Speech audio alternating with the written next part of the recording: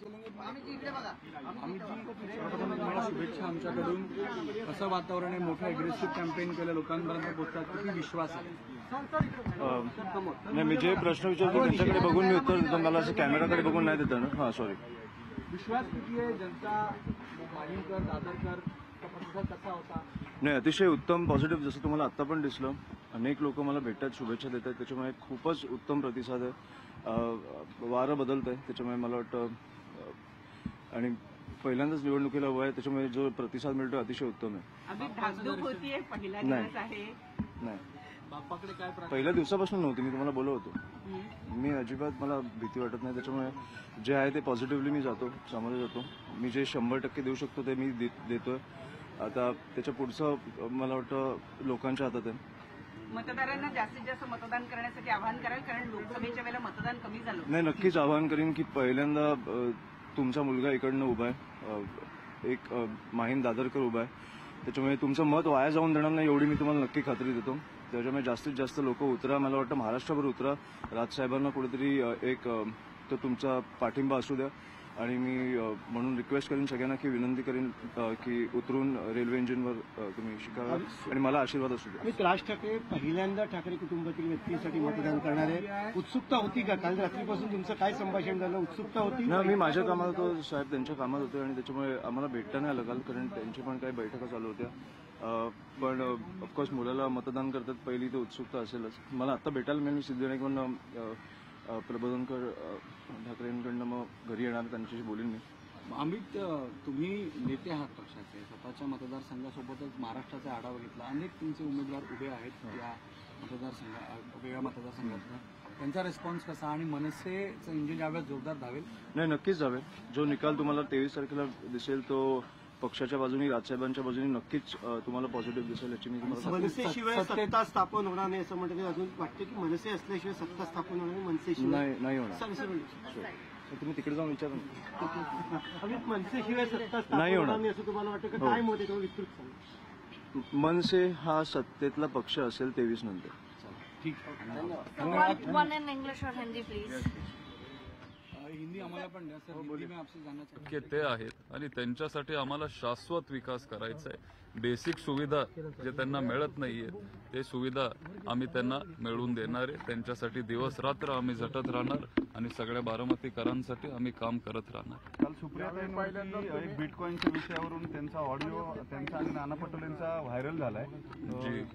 त्याच्यावरून भाजपनं जोरदार टीका केली आहे. 5 प्रश्न सुप्रिया सुळेंना विचारले. काय तुमची भूमिका आहे? त्यांनी डिनाय केलंय की तो आवाज नाही, तर त्यांचं नाहीये ते. मी खरं तर ती ऑडिओ क्लिप मी ऐकलीच नाहीये. माझी पहिलीच निवडणूक आहे, त्याच्यामुळं भरपूर एक फोटो घेऊ ना, भरपूर माझीच धावपळ होती, त्याच्यामुळे ते बघायला वेळ मिळाला नाही. अजितदादा म्हणतात तो आवाज सुप्रियाताईंचाच आहे. मी नाना पटोलेंचा आणि त्यांचा आवाज ओळखतो खूप दिवसापासून. व्हायला पाहिजे त्यांची मागणी.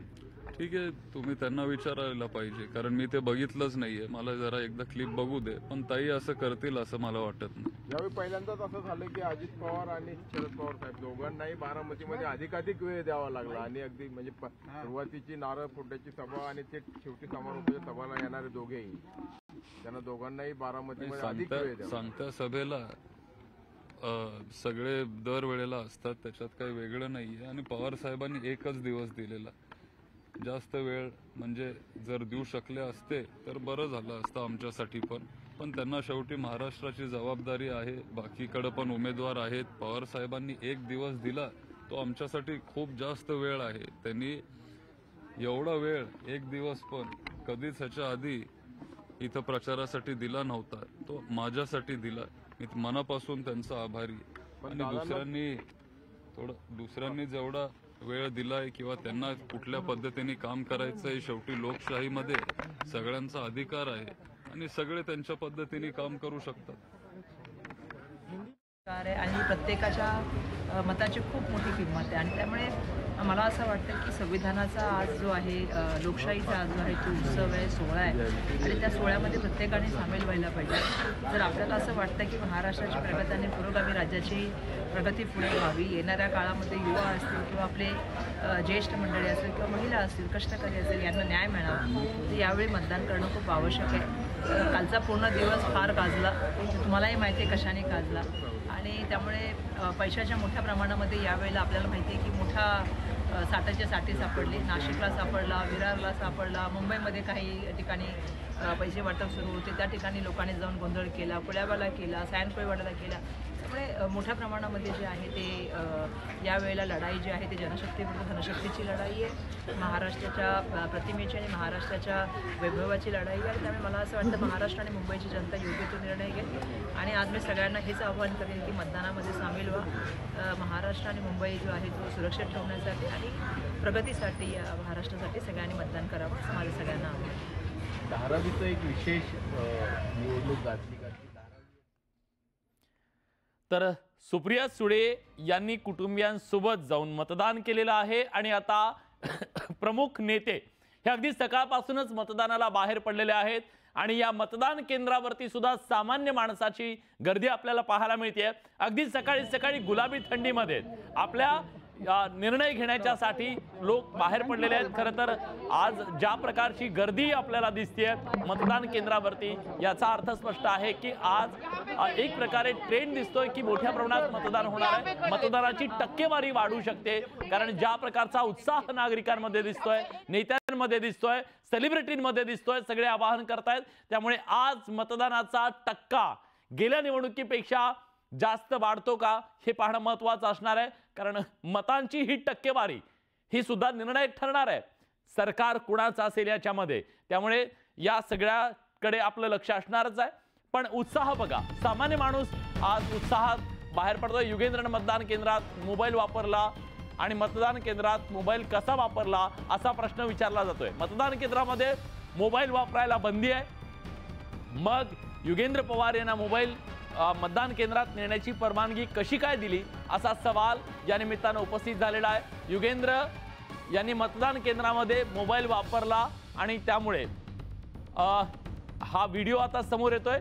मतदान केंद्रामध्ये त्यांना मोबाईल नेण्याची परवानगी कुणी दिली हा सवाल उपस्थित केला जातोय. एक नवा वाद या निमित्तानं निर्माण झालेला आहे. कुणालाही मतदान केंद्रात मोबाईल वापरता येत नाही, कुणालाही मतदान केंद्रात मोबाईल घेऊन जाता येत नाही, तशी परवानगी नाही. ते